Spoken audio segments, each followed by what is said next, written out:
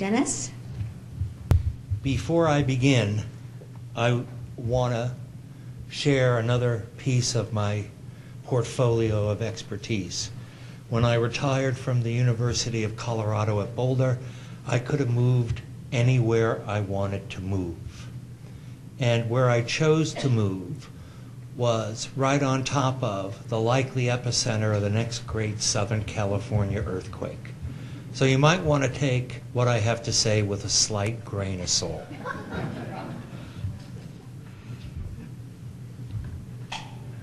What do I click for the slides? This? It's just that button. Oh, thank you.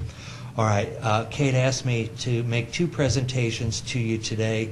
The first one is fundamentally on the topic of summarizing for you all the research in the social and behavioral sciences and distilling it into a few clear steps about what we know from the research motivates the public to prepare.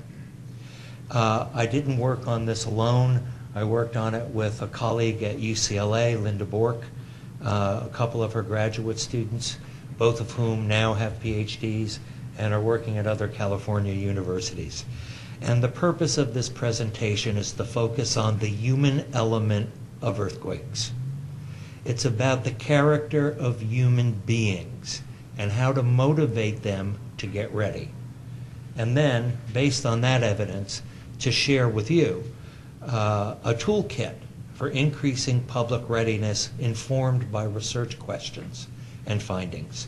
And answer the question, how do you help people stop doing what they're doing, which is ongoing everyday social life, deciding what to wear to dinner tonight, for example, to listen to what you have to say, and then most importantly, actually do something to get ready for disasters that in their heart and soul most people prefer thinking won't really happen, and if they do, happen to other people and not them. That's the battle. Now, why do people think that way?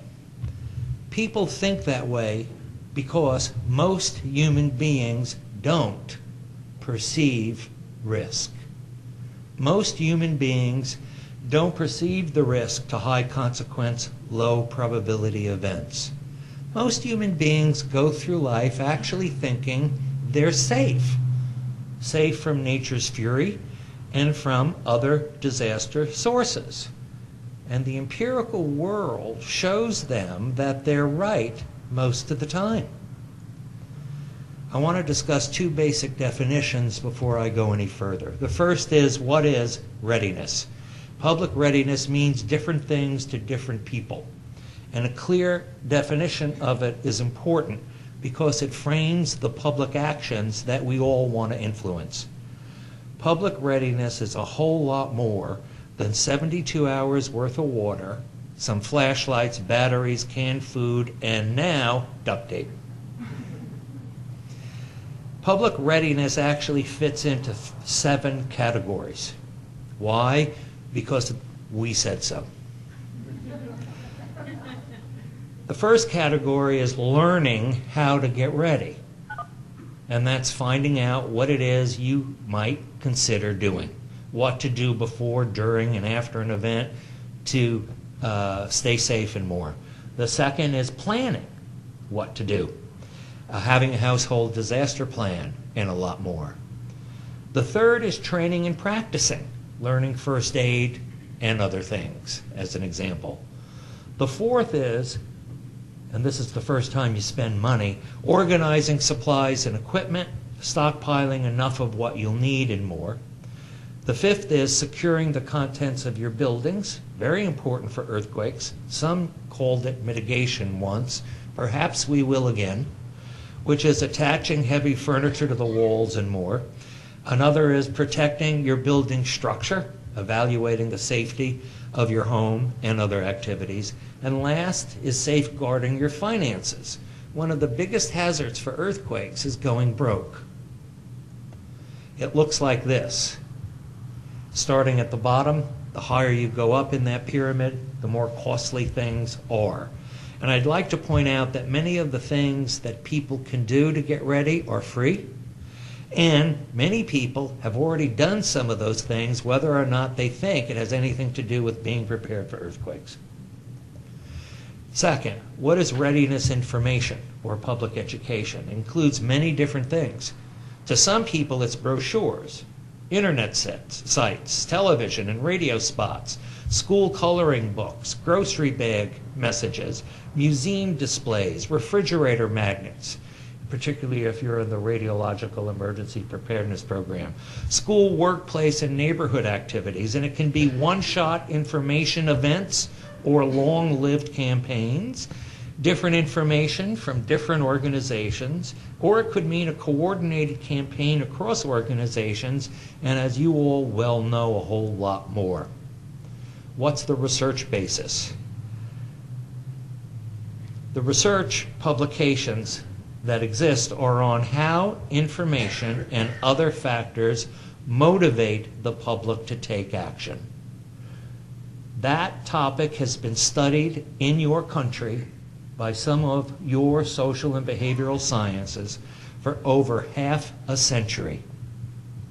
Different disaster types have been studied, and the research ranges all the way from public education at one end of the continuum about something that may happen one day, maybe perhaps, all the way to short-term warnings where you need to take a protective action quickly because impact's looming. There are 350 scientific publications in print.